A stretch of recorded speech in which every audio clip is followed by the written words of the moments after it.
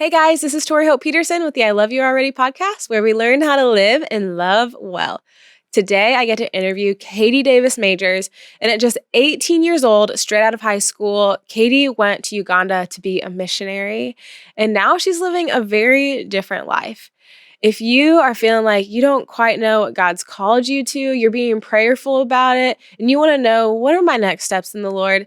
This podcast is really going to encourage you. Let's do it.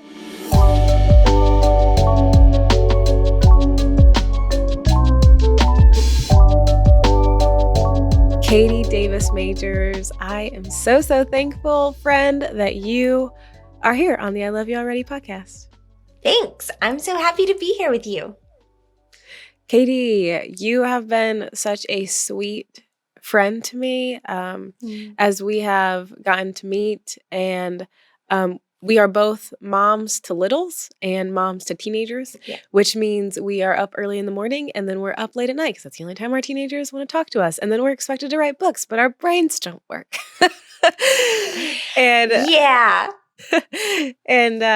Just connecting with you over the past year about parenting, homeschooling, ministry has really been a blessing to me. Oh, well, it has been a blessing to me as well. So I'm really grateful. Thank you. On every I Love You Already podcast, we ask the question, what is one act of love that you have received in your lifetime that has affected who you are? Oh man, when you text me that question yesterday, I don't know. I had this moment of just being overwhelmed with how blessed I am because all these different things were popping into my mind. And so, gosh, it's hard to pick just one. And it is cool to reflect on so many people in big and small ways who have invested in my life in loving me. I think one that is just really relevant right now is I have a friend who works around the corner from here, and she just asked me a couple months ago, like, hey, could I come over and see you every Tuesday and Thursday on my lunch break? And I think, homeschooling and working from home, and like, we love our people, we love to be at home, but it can feel kind of lonely. And I have a really different kind of rhythm than a lot of my friends who have a more standard 9-to-5 job. And so she's been coming over every Tuesday and Thursday on her lunch break. And sometimes we walk and sometimes we just sit, and it's only 45 minutes. But we have had the deepest and richest conversations, and it has just tremendously blessed my day and alters the trajectory of my week. Now if we miss a Tuesday or Thursday, I'm anyway, and it's just been such a reminder to me that something that could appear really small and really routine is just having such an impact on my life. I love that story. I asked that question because I want people, when they listen to this, to have examples of stories and ways that they can walk away from the podcast and love people. And I just think that's so simple. One of the things that I've been noticing in scripture lately is that Jesus is kind of imposing sometimes, the character of Jesus is kind of imposing, he just invites himself into people's houses for dinner. And I love that idea of just this person, sometimes I think we're scared to ask of can I come every Tuesday and Thursday? Will that be too much? We kind of overthink it. And so I love how, when you're reading scripture, Jesus is come into your place for dinner, be ready. There's really you can't say no to Jesus. But I think we should do that more, probably. I think that's such a simple way to love people, is just to show up, especially consistently, but just to show up and do life together. That's really neat. Absolutely. And I think we all crave it, and maybe we don't know how to ask for it. And yeah, there is this kind of messaging, especially in the American culture, that to just show up would be an imposition. But I know, I want it. I value when people do that in my life. And we moved just a little over 2 years ago, and I had never really had to I'd had the same friends and the same community for so long. I hadn't really had to make a ton of friends in Yeah. adulthood. Making friends as a grown-up is so hard. And so my husband and I, we kind of made it our motto. We would tell each other, be the first. Yeah. You might have to be the one to impose. You might have to be the one to say, hey, I'm coming over. Hey, I'm stopping by. Hey, I had a friend over last night and we didn't do anything. I was making dinner and then she started prepping her dinner. And then we were standing by the stove together, and she had just sent me a text that was like, hey, can I come put my sweet potatoes in your oven? I was like, sure. Come on. I'm making pasta. But, yeah, I feel like that we are all craving community and deep connection. And sometimes to achieve that, you have to be willing to put yourself out there a little bit. And even to ask for help when you need it. I remember a couple years ago when we hardly knew anybody, we were new at this church. There was this woman that I really, really liked. When you're in that place of ooh, I want to be your friend. I wonder if you want to be my friend, which is funny to say as an adult, but it's still, it's still in there. And she was having this little get together at her house. And I said, hey, do you want me to come over early and help you set up for it? And she was like, no, I think I have it covered. And then I was like, okay, but actually I'm already up near your house and my little guy needs to take a nap. So even if you don't need help, would it be okay if we come over and he just naps at your house? And of course she was like, sure, right? I think that's a picture of so many of us. We don't want to ask for help, but we don't really mind when other people ask us for help. Anyway. Yeah, that's a really, really good point. I with the Enneagram, I feel like I have learned a little bit about myself throughout it. I don't know if I can quite pinpoint what number I am, but when I was especially a teenager and a younger adult, I felt like I identified with the 2 a lot, which the 2 is called the helper. And I think that I identified with that number a lot. It's the number, the person who wants to be loved and wants to be seen. I don't feel like I identify with that number as much anymore, but I think I did because of just my upbringing and growing up in foster care, wanting to be loved, wanting to be seen, moving from home to home.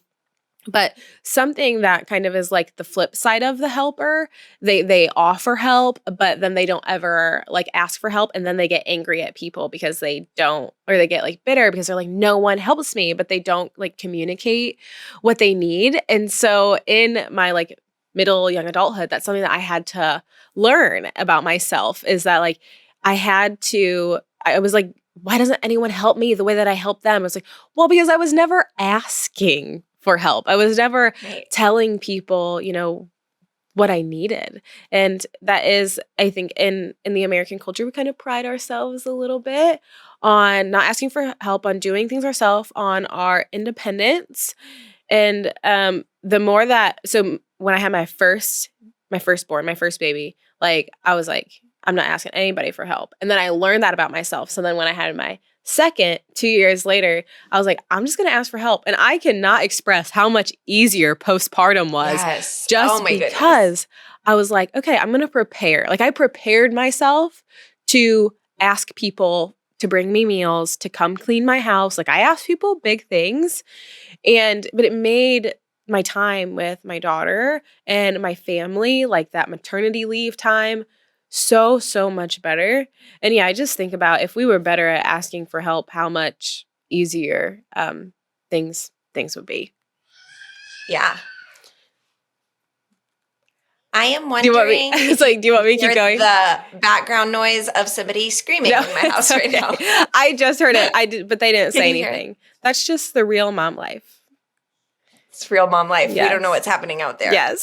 But it'll probably be okay.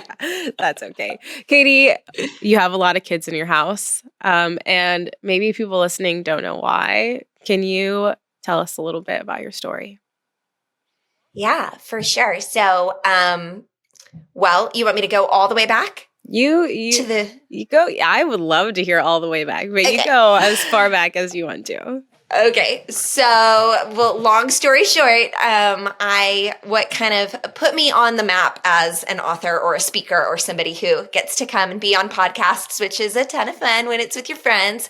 I moved to Uganda when I was 18 years old, straight out of high school. I had been there on a short-term trip during my senior year of high school and was invited by a pastor and his family to come back and live with them for a year. And so when I first moved, I thought I was going to do like a gap year. This couple was running an orphanage and they had invited me to come live with them and just help them out and volunteer in the orphanage. And they were starting a little kindergarten program for the community. So I got to help a lot in this little community school. And I just fell in love with Uganda, with the community there. It's a super beautiful place. It's a super amazing culture. People are so kind and so hospitable. And I felt so at home pretty immediately. And while I was there, was obviously learning so much about myself and about this new place. And one thing that I was learning as I just kind of fell in love with these kids, there were like 120 kids Wow. living at this orphanage. And as I got to know them more and more, they would tell stories of their parents, their moms, their dads, their grandparents, and a lot of their families lived right in the same community where the orphanage was. And that was shocking to me. I think, just coming from my Western mindset, I think I believed that if you lived in an institution, either your parents really didn't want you, or maybe they were dangerous people, or they had died. And the reality is in Uganda and even in East Africa as a whole, about 85% of children who live in institutional care have at least one living parent. Often that person is a safe person, a loving person, not always, of course, but oftentimes they just cannot take care of their children because of extreme poverty. In Uganda specifically, school is not free. And so parents have to pay for their children to go to school. The family size is a lot larger than the average family size here. And so sending your kids to school is like an insurmountable expense. And so a lot of parents send their children to live at an orphanage or in some kind of institutional care so that the children can get sponsors and go to school. And parents do that from a place of selfless love, like really believing their child is going to have a better life. And that just did not sit well with me.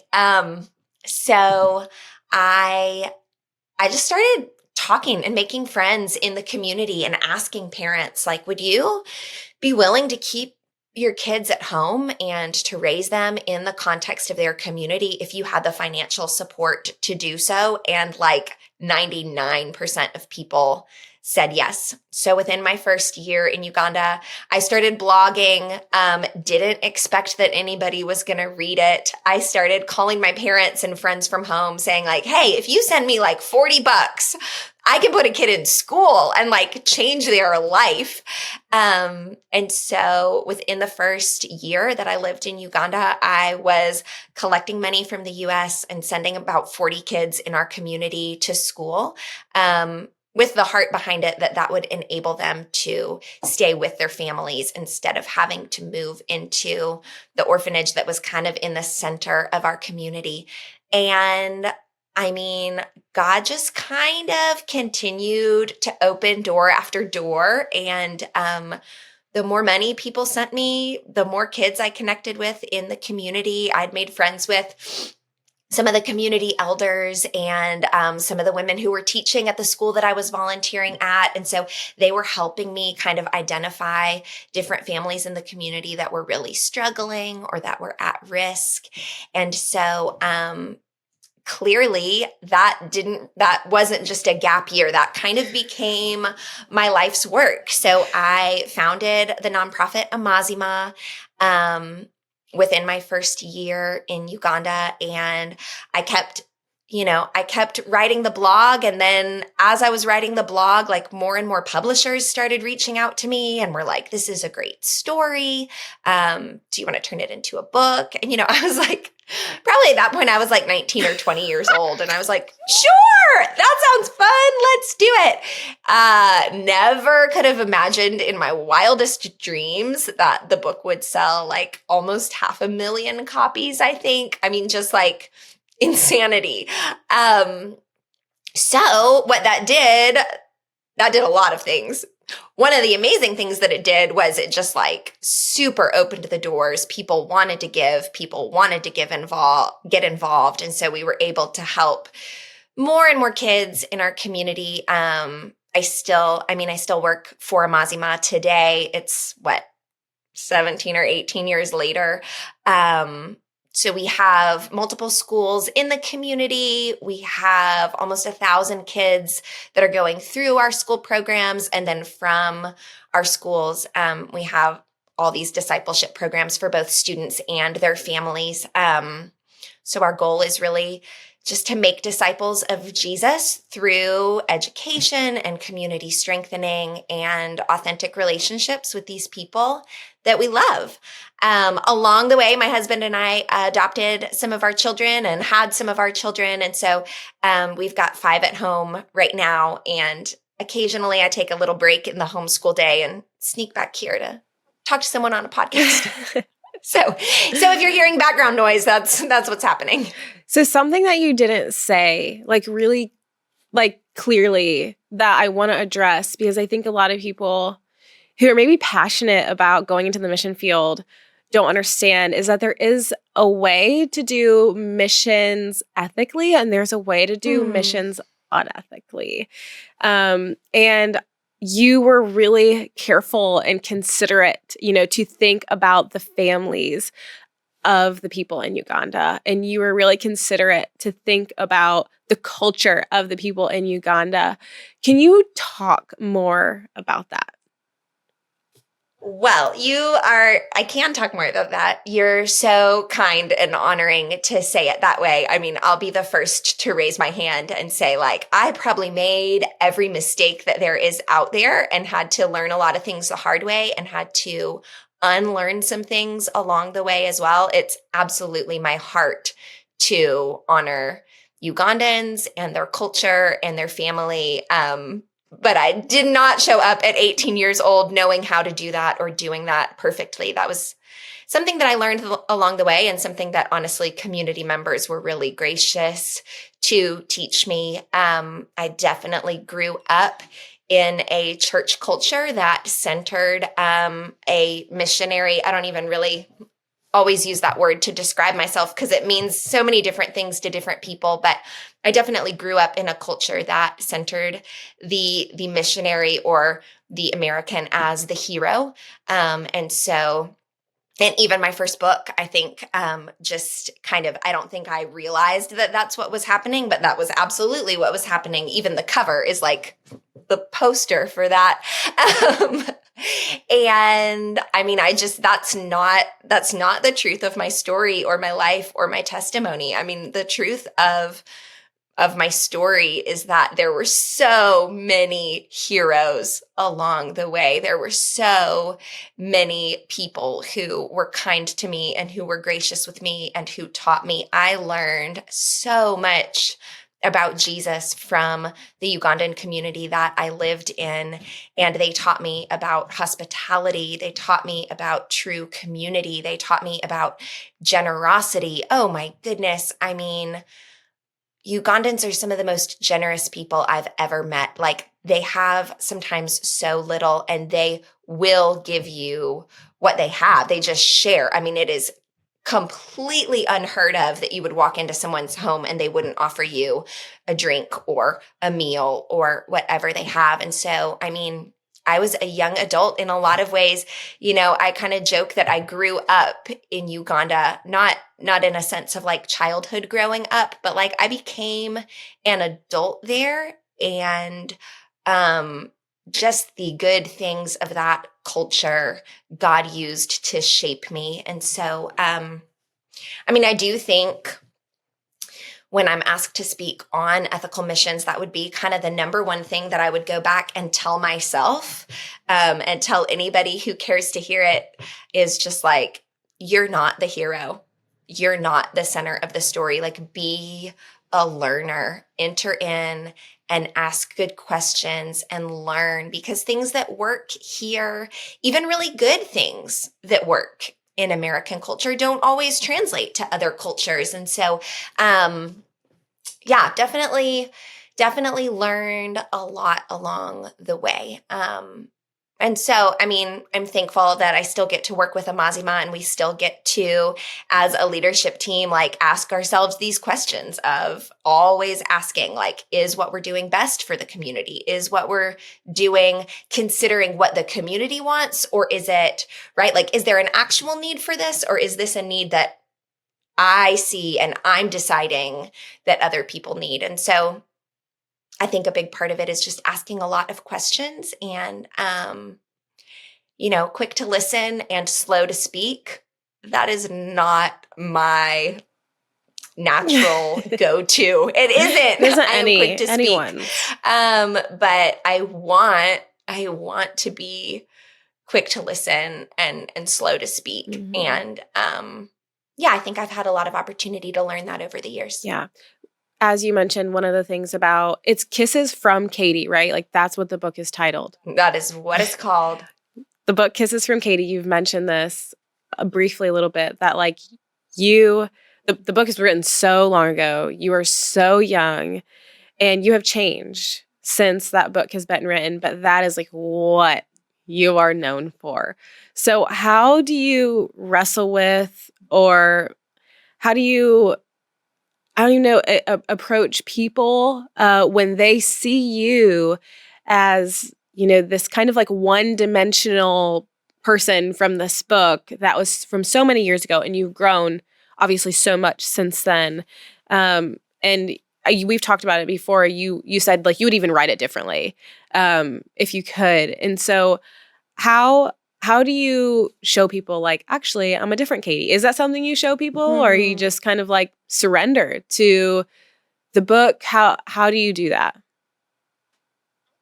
I think it's a little bit of both. And I mean, this has been such a journey for me because, I mean, you're right. The majority of that book, I think it released when I was 21 or 22. But the majority of it, it takes a couple years for a book to be put together and released. So the majority of it probably was written when I was 18, right. 19, 20. And man, when I was 18, 19, and 20, I thought I knew some stuff.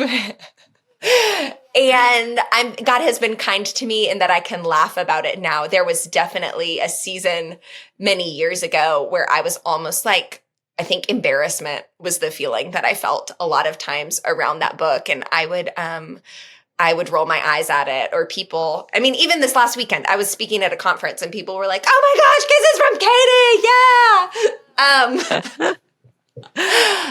And I think there was a season of life, gosh, it's probably been 5 years or so, where I was like, no, like, we don't like that book. I think God has brought me a long way in knowing like that is a part of my story, and that is who I was at that time. And she was doing the best she could. Yeah. And I really like have come to believe that about myself and look back on my younger self with a lot of grace and go like, okay, this isn't how I would say this now. This isn't how I would do this now. But I believe about you that you were doing the best that you could. And so there is a lot of surrender in that, because it's really, I mean, just saying to the Lord, like, I really hope other people will believe that about me, that I was just doing the best that I could, and that I have learned, and that I have grown, and that I have changed, and that's allowed. And we all learn and grow and change, but we don't all do it in the public eye. And I mean, I know you've experienced that too, yeah. Like as you've written your first book and then grown and learned, and none of us stand still. Nobody expects that of anybody else. And so I think just, being able to receive. I mean, when people say this book really moved me in this way, or God really used this book in my life, like being able to receive that and say like, thank you, Lord, that you would use even something that I don't completely agree with anymore. Like God can use anything. Yeah. but yeah, I think my journey has been more about learning to have grace with my younger self and learning to kind of unpack, like, I think my motivation was good, even if I wouldn't do it that way today. Yeah. The thing about the book Kisses with Katie is that I think it was in so many homes, whether people were Christian or not Christian. And it was actually the first Christian book that I ever read before I had Mm. even given my life to Christ, because it was just sitting in my foster parents' home. I think that's so crazy, then like it was 10 years later we met. And Yeah. that is like how I perceived you. That's who I perceived you to be. I didn't know you as anyone different, but I feel like this story is so encouraging because, like, in this day and age, people are putting out so much, like, not even just books. Like, with books, it's a little scarier because it is like concrete. You can't delete it. It's out there, And I think about this with my own book. Like, sometimes we put things out there and it's our piece of work and it's going to stay the same as we change. But like, just like Kisses with Katie and Fostered, like our work often, God is so graceful that He allows Mm. our work to meet people exactly where they are and to kind of like He speaks through the work. And I think so often times through like my gaps of communication or through me saying something that like I didn't necessarily mean to say, like God can speak clearly through that and like help other people understand the message that He wants them to understand, to know Him more. And I think another thing about Kisses from Katie, the really compelling thing that I think it did for so many people, that it still does, is that you showed people living really radically for Jesus. Like, you showed people that like we can be really brave at a really young age, that there aren't like these limitations for serving God. It doesn't have to happen in the four walls of a church. It doesn't have to happen on a stage. And we don't have to be, 30 or 40 to create something as big as an organization that like makes families and kids, gives them an education. And so I do think that even though I know how you feel about it, that it's an incredible piece of work that has changed so many people's lives. But I do want to know, how does Katie love today? What does Katie do today? Aw. Thank you for saying that. That's my hope and my heart behind it, that as it is still out there, that it does encourage people, not that they need to move to the other side of the world, not that they need to start a big organization, not that they need to do some giant thing, but just to kind of step into what God is putting right in front of them. And, at 18 years old, there I was in Uganda, and God put a really real need in front of me.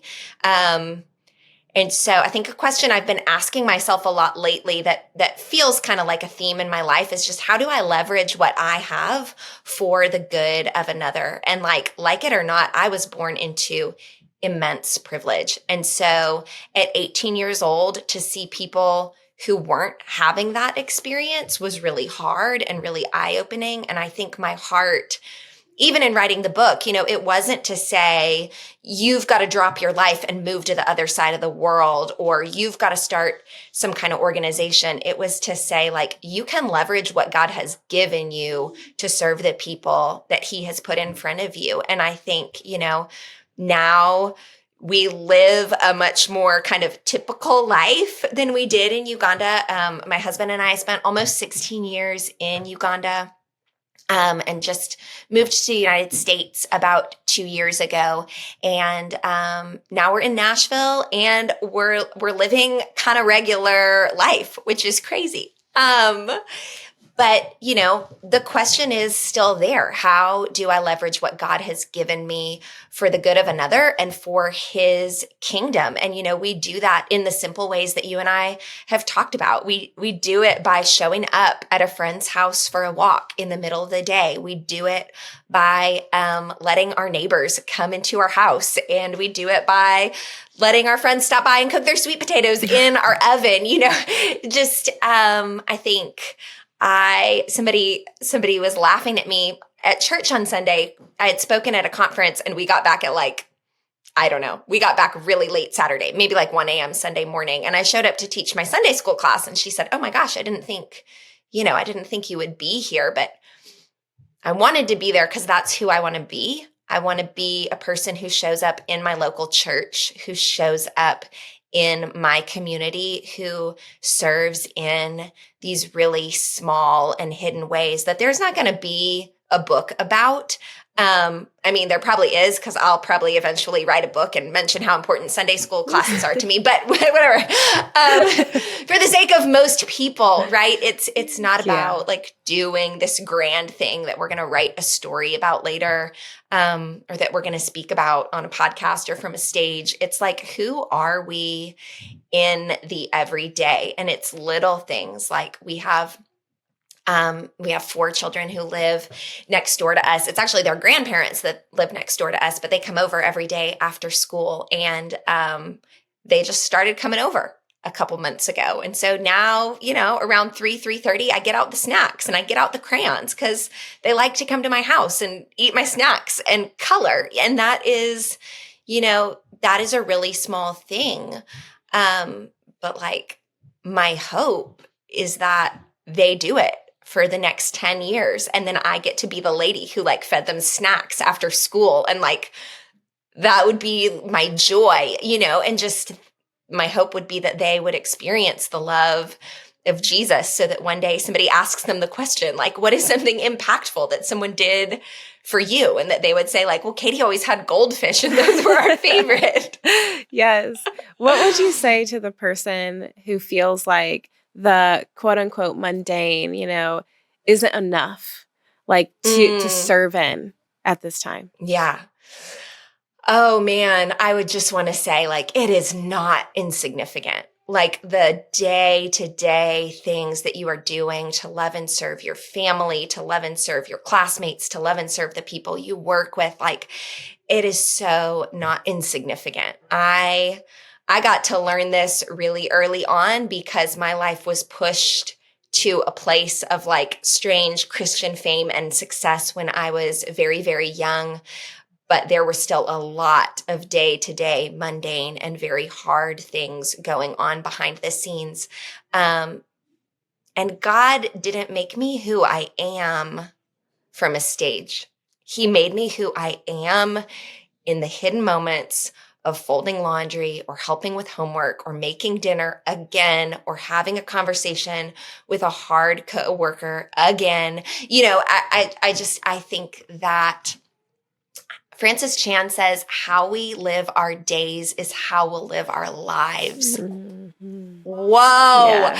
And I mean, that's true, right? And it's about faithfulness. It's not about success. And like, Jesus meets us and forms us more into his likeness in the hidden moments of our days. And so, I have derailed from the question, but I think just to anybody who is feeling unseen or insignificant or like, I don't really do awesome things with my life. I mean, I think that's the risk for me and for you of writing a book or hosting a podcast or speaking from the stage, is that people can start to put us on a pedestal and think, oh, I need to be doing something different, something bigger, something better. And I would say like, that is not the heart of God toward you. We are all equally valuable and equally loved in his eyes. And like, he is using you in your little sphere of the world to bring about the kingdom of heaven. And that is such a beautiful thing. Yeah. Yes. Amen. And what would you say to the one who maybe feels like the call that being a missionary, maybe going overseas or starting an organization, maybe right where they are or far away, is actually the call that God has on their life? I love that question. I mean, I think we've touched on it a little bit first. I mean, I would just say like, be a learner. don't like assume you know nothing, and then learn, and then you'll know more and more. And even after, now probably almost 18 years of working in Uganda, whether living there or going back and forth, like I just feel like the more I know, the more aware I am of what I don't know. And I mean, I am always learning and growing. I wrote a book a year ago, and there's some language in there that I'm like, really? You said it like that? But I would also say, like, my story, the way that I've seen God work countless times in my life that I even haven't shared, is just like doing the next right thing and being obedient to the thing that God puts in front of you. And I think sometimes we can get really keyed in on like the big vision. I want to do this big thing. And I think my story is that God makes the big thing out of like the little yeses that we say along the way. And so just, if you feel like he's calling you to step out here or go here or, whatever that looks like, start this project, I would just say like, yeah, step in and hold it loosely. And I really believe that he's going to guide you into the next right thing that he has for you. Yeah, I love that way of saying it because I feel like you probably get the same question. Like I hear people ask me a lot, I want to get into ministry, I want to get into speaking. How do I do it? And I think that what God wants us to realize is that our lives are so much less about like what we do and more about like the intention of how we do it. And so what I say, you said do the next right thing. And I always say do the next thing in love. Because like my vocation is not speaking. My vocation is not podcasting. It's not writing books. My vocation is it's not even like being a mom. Like I'm not even going to say that there are a lot of little things like that. Those are the things that I get to do. But like overall, my vocation is love. And whatever falls into that, like that's what I want to do. Whatever God sets in front of me, that's what I want to do. And I think we can get so focused on like our vocation is this earthly job that could literally like leave us at any point. But what if we thought of like my vocation is love and every single place that I step into? Then it can never lose us and we can never lose it. It's just something that we get to do with God. That's so good. That's so good. Katie, thank you so much. I feel like people are going to take just so much from this podcast, whether they think that they want to like go to the ends of the earth tomorrow, really far away to preach the gospel, or whether they want to open up their backyard and love the people right in front of them. I love you. I love you.